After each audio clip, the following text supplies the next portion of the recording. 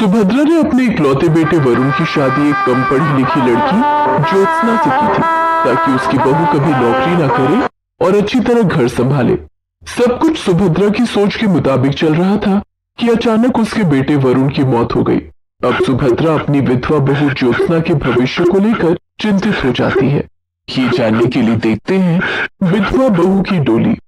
सुभद्रा देवी अपने बेटे वरुण की शादी की तैयारियां कर रही थी। आज वरुण की शादी ज्योत्सना के साथ होने वाली थी। ज्योत्सना 10वीं पास थी, लेकिन घर के कामकाज में निपुण थी। धूमधाम से वरुण की शादी ज्योत्सना के साथ हो जाती है। ससुराल आते ही उसने घर और परिवार की पूरी जिम्मेदारी उठा ली। माँ बाबूजी, आप दोनों के लिए अदरक वाली चाय लाई हूँ।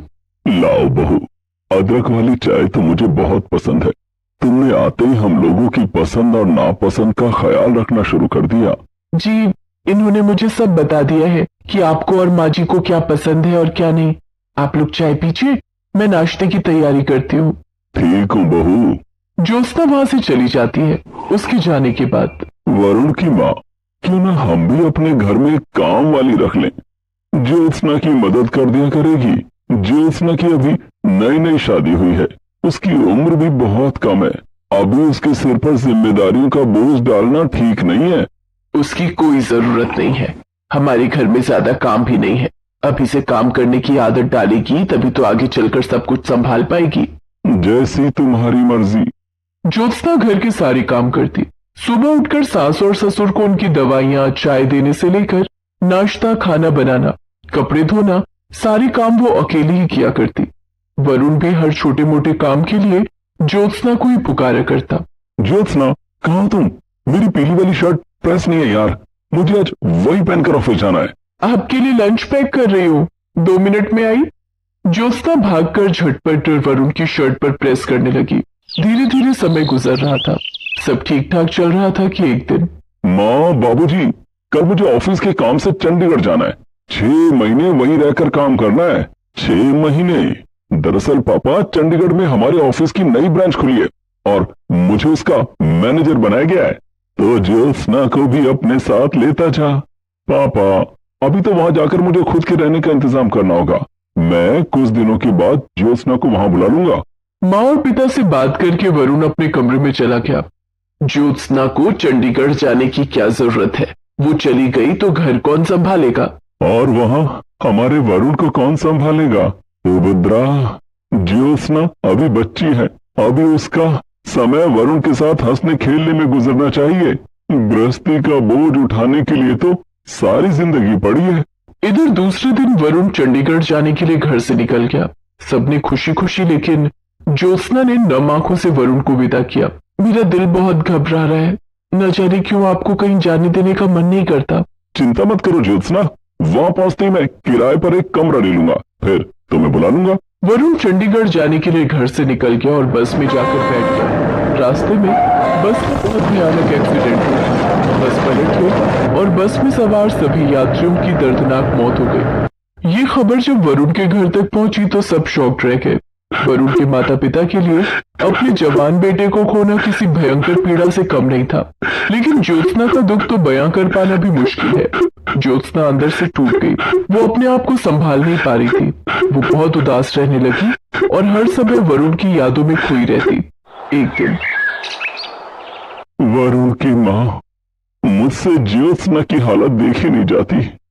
वो वरुण को खोने के दुख से उबर नहीं पा रही है।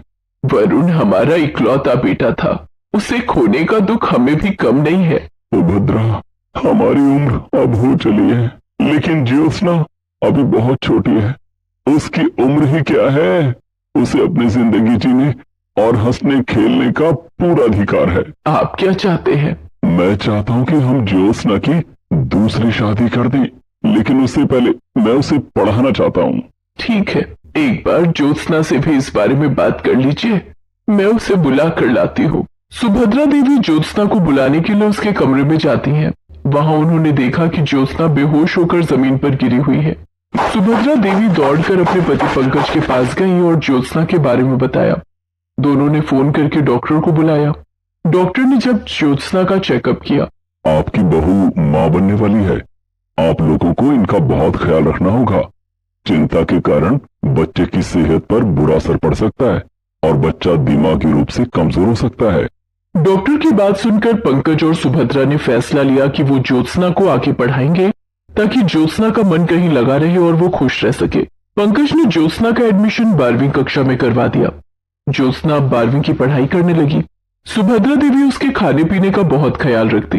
धीरे धीरे समय बीतता गया और 9 महीने बाद ज्योत्सना ने एक सुंदर सी बेटी को जन्म दिया। इसके साथ ही वो अपनी पढ़ाई भी करती रही। सुभद्रा देवी और पंकज अपनी पोती अनन्या को पाकर बहुत खुश थे। वे दोनों ज्योत्सना के साथ साथ अनन्या का बहुत ख्याल रखते। ज्योत्सना को लेकर सुभद्रा देवी के मन में भी बहुत बदलाव आ गया था। एक दिन ज्योत्सना रसोई में बर्तन धो रही थी, तभी वहां सुभद्रा देवी आई।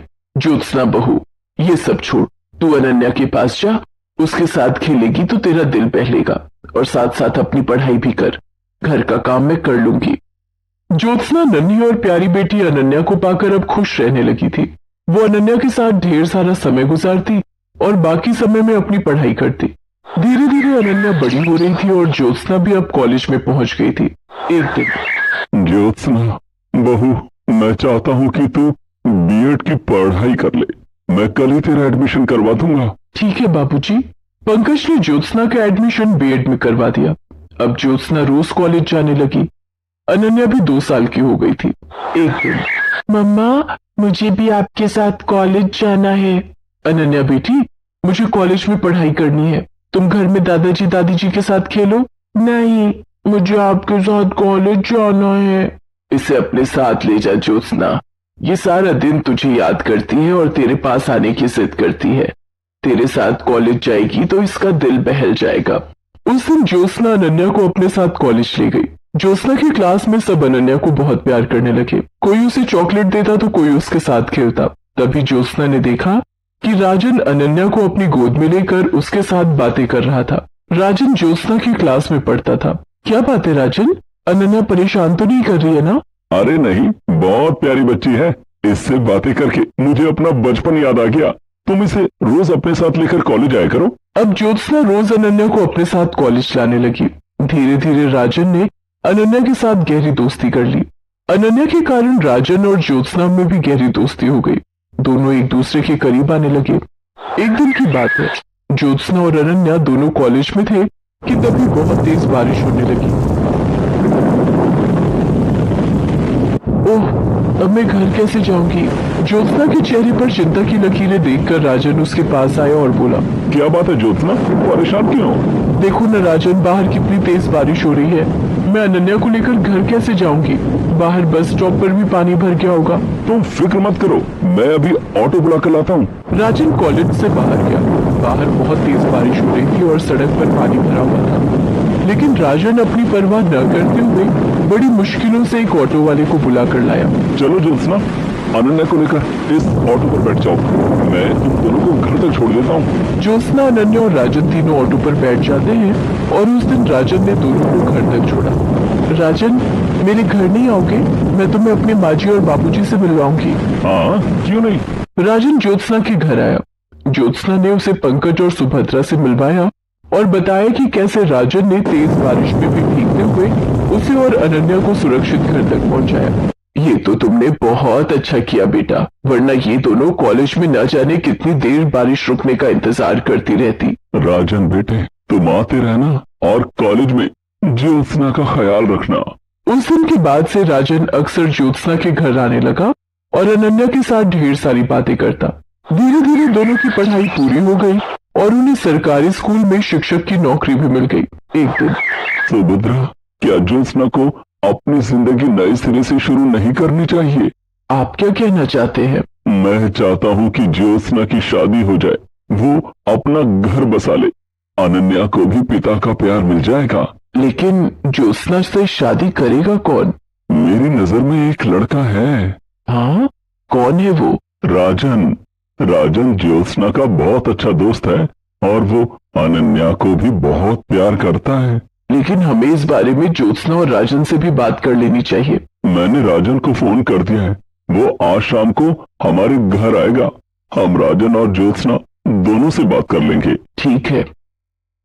शाम को जब ज्योत्सना स्कूल से लौटी तो उसने देखा कि राजन उसके घर आए हैं और उसके सास ससुर से बातें कर रहा है। अरे राजन, तुम कब आए? अभी भी आया हूँ। दरअसल मुझे अंकल ने बुलाया। ज्योत्सना बहू, मैं तुम दोनों से कुछ बात करना चाहता हूँ। जी बाबूजी, कहिए। बहू, मैं चाहता हूँ कि तुम और राजन शादी कर लो। ये आप क्या कह रहे हैं बाबूजी? ये कभी नहीं हो सकता। ज्योत्सना बहू, बीती बातों को भूलकर आगे बढ़ना ही जिंदगी है। तेरे सामने अभी पूरी जिंदगी पड़ी है। हमारी बात तेरा और अनन्या का ख्याल कौन रखेगा? राजन बेटा, ज्योत्सना अब मेरी बहू नहीं, बेटी है।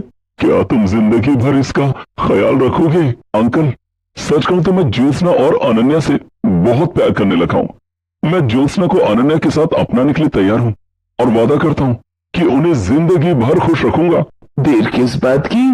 हम कल ही तुम्हारे घर आएंगे। तुम्हारे माता पिता से मिलकर शादी की तारीख पक्की कर देंगे। राजन के माता पिता सुभद्रा देवी और पंकज से मिलकर बहुत प्रभावित हुए। दोनों की रजामंदी से राजन और ज्योत्सना की शादी तय हो गई।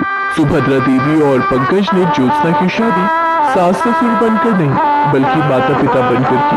पंकज ने ज्योत्सना का कन्यादान किया और ज्योत्सना को डोली में बिठाकर ससुराल विदा किया। रजनी को बचपन से ही होली खेलने का बहुत शौक था, लेकिन उसे क्या पता था कि एक दिन उसकी जिंदगी से सारे रंग अचानक गायब हो जाएंगे। क्या हुआ था रजनी के साथ, ये जानने के लिए देखते हैं विधवा बहू की होली। घर में शहनाइयां गूंज रही थी। रजनी की शादी रोहित के साथ होने वाली थी। रजनी और रोहित कॉलेज में एक साथ पढ़ते थे और वहीं दोनों को एक दूसरे से प्यार हो गया। पढ़ाई पूरी होते ही रोहित और रजनी ने अपने अपने परिवार को शादी के लिए मना लिया। सभी रस्मों और रीति रिवाजों के साथ रजनी और रोहित की शादी हो गई। शादी के बाद रजनी अपने ससुराल आ गई। रोहित, कुछ महीनों के बाद होली आने वाली है। माँ ने हमें घर बुलाए हैं। माँ कह रही थी कि शादी के बाद पहली होली हमें वहीं मनानी है और वहां मेरी सहेलियां भी आएंगी। आपको तो पता है ना कि मुझे होली खेलने का कितना शौक है। हाँ रजनी, मम्मी जी ने हमें घर बुलाया है तो हम दोनों जरूर जाएंगे। आखिर ससुराल में मेरी पहली होली होगी। सालियों के साथ होली खेलने का अलग ही मजा आएगा। इतना कहकर रोहित हंसने लगता है। सब कुछ ठीक ठाक चल रहा था, लेकिन रजनी को क्या पता था कि होली से पहले ही उसकी दुनिया बेरंग होने वाली है। एक दिन रोहित अपने ऑफिस से घर लौट रहा था कि गाड़ी चलाते वक्त उसके सीने में तेज दर्द होने लगा और रोहित के हाथ से गाड़ी का कंट्रोल छूट गया। गाड़ी एक खंभे से जा टकराई। आसपास के लोगों ने रोहित को गाड़ी से निकालकर अस्पताल में भर्ती करवाया, लेकिन आपके पति को मेजर हार्ट अटैक आया था। आई एम सॉरी, हम उन्हें बचा नहीं पाए। डॉक्टर की बात सुनकर रजनी का दिमाग सुन्न हो गया। वो कुछ बोल नहीं पाई, लेकिन उसकी आंखों से बहते आंसू थमने का नाम ही नहीं ले रहे थे। घर में रोना धोना मचा हुआ था। रजनी पर तो दुखों का पहाड़ टूट पड़ा था, लेकिन उसकी सास मालती और ननद प्रीति रोहित की मौत के लिए उसे ही जिम्मेदार मानने लगे। रोहित की मौत के बाद से रजनी के प्रति मालती और प्रीति का व्यवहार बिल्कुल बदल गया। रजनी, ओ रजनी, कहां मर गई? जल्दी इधर आ। जी माँ जी, आपने मुझे बुलाया? माँ जी क्या लिखा रखा है? तुझे दिखता नहीं कि घर में खाना नहीं बना है? मेरे बेटे को तो खा गई, अब हमें भी भूखा मारेगी क्या? माँ जी, आपके बेटे को मैंने नहीं मारा। अगर वो आपके बेटे थे तो मेरे भी पति थे। देखा माँ, भाभी की जबान कैसे कैंची की तरह चलती है। इन्हें तो भैया की मौत का जरा भी दुख नहीं है। रजनी के ससुर गजेंद्र मालती और प्रीति की बातें सुन रहे थे। रजनी के प्रति उनका बदला हुआ व्यवहार उन्हें परेशान कर रहा था। प्रीति, तुम्हें अपनी भाभी के बारे में ऐसी बातें नहीं बोलनी चाहिए। आहा, बेटी की गलती दिख गई आपको, लेकिन बहू ने मेरे साथ कैसे बदतमीजी से बात की वो नहीं दिखाई पड़ा आपको? लगता है रजनी ने आप पर भी कोई जादू कर दिया है, डायन कहीं की। मालती, ये मत भूलो कि रजनी इस घर की बहू है। रोहित की मौत का दुख जितना हमें है उतना ही उसे भी। बस वो तुम दोनों की तरह अपने दुखों का मेला नहीं लगाती। माँ, अब इस घर में भाभी के आगे हमारी कोई इज्जत नहीं। देख रही हो पापा कैसे भाभी का पक्ष ले रहे हैं। तुम दोनों माँ बेटी को जो करना है करो, लेकिन मैं रजनी के साथ गलत नहीं होने दूंगा। क्या वादा किया था हमने उसके माता पिता से, यही ना कि हम उसे अपनी बेटी बनाकर रखेंगे। बेटी के साथ कोई ऐसा सलूक करता है क्या? देखो जी, आप हमारे मामले में ना ही पड़ो तो अच्छा है। रजनी, तू यहां खड़ी खड़ी हमारी बातें सुन रही है? जाके रसोई में जल्दी से खाना बना। रजनी रसोई घर में जाकर खाना बनाने लगी। इसी तरह धीरे धीरे दिन गुजर रहे थे और होली का त्योहार नजदीक आ रहा था। एक दिन रजनी के पास उसकी कॉलेज की सहेली नताशा का फोन आया। हाय रजनी। हाय नताशा, कैसी है तू? कैसी हो सकती हो? तुझे तो पता ही है कि मेरी दुनिया उजड़ गई है। रोहित के बारे में सुनकर मुझे बहुत दुख हुआ यार। तुम दोनों की जोड़ी कितनी प्यारी थी, न जाने किसकी नजर लग गई। नताशा, होली का त्योहार नजदीक आ रहा है। मैंने सोचा था कि शादी के बाद पहली होली रोहित के साथ खेलूंगी। कॉलेज के दिनों में तो होली के दिन मैं रोहित से कभी मिल ही नहीं पाती थी। I know, I am very sorry for you, लेकिन अब कर भी क्या सकते हैं, भगवान को शायद यही मंजूर था। रजनी नताशा से फोन पर बात कर ही रही थी कि प्रीति चुपके से उसकी बातें सुनने लगती है और घर में आग लगाने की नई योजना बनाने लगती है। माँ, जब से भैया गए हैं भाभी ना जाने हर समय फोन पर किससे बातें करती रहती है। मुझे तो लगता है कि उनका शादी से पहले कोई अफेयर था। हाय राम, मुझे तो उस करमचली पर पहले ही शक था। हाँ माँ, भाभी किसी के साथ होली खेलने के बारे में बातें कर रही थी। अभी पति को मरे हुए 1 साल भी नहीं बीता और वो कल मुही होली खेलेगी। उसे तो मैं बताऊंगी। होली का त्योहार आने दे। कुछ महीने बीत गए और होली का त्योहार भी आ गया। होली से ठीक 2 दिन पहले रजनी की माँ का फोन आया। रजनी बेटा, होली से पहले तू घर आ जा। लेकिन माँ, सासू माँ तो मुझे कभी वहां नहीं आने देगी। कोई बात नहीं बेटा, मैं मालती बहन से बात करती हूँ। सुधा ने मालती को फोन किया। नमस्ते बहन जी, वो रजनी बिटिया को होली पर यहाँ भेज देती तो अच्छा होता। अच्छा, रजनी को मायके भेज दूं ताकि वो वहां अपने पुराने यार के साथ होली खेल सके? ये कैसी बात कर रही हैं आप बहन जी? मेरी बेटी ऐसी नहीं है। हमारा मुंह मत खुलवाओ बहन जी, हमें अच्छे से पता है कि आपकी बेटी कैसी है। रजनी कहीं नहीं जाएगी। और इस तरह मालती ने रजनी को होली पर मायके नहीं जाने दिया। रजनी बहू, एक बात कान खोलकर सुन ले, मेरे जीते जी तू अब कभी होली नहीं खेलेगी। अगर मैंने रंग का एक धब्बा भी तेरी साड़ी पर देख लिया ना, तो मुझसे बुरा कोई नहीं होगा। मालती की बात सुनकर रजनी की आंख भर आई। उसने रुधे स्वर में मालती से कहा, मैं अब होली क्या खेलूंगी माँ जी, मेरी तो दुनिया ही बेरंग हो गई है। तभी वहां रजनी के ससुर गजेंद्र आ जाते हैं और मालती से कहते हैं, मालती, रजनी की अभी उम्र ही क्या है, हम इससे इसकी खुशियां नहीं छीन सकते।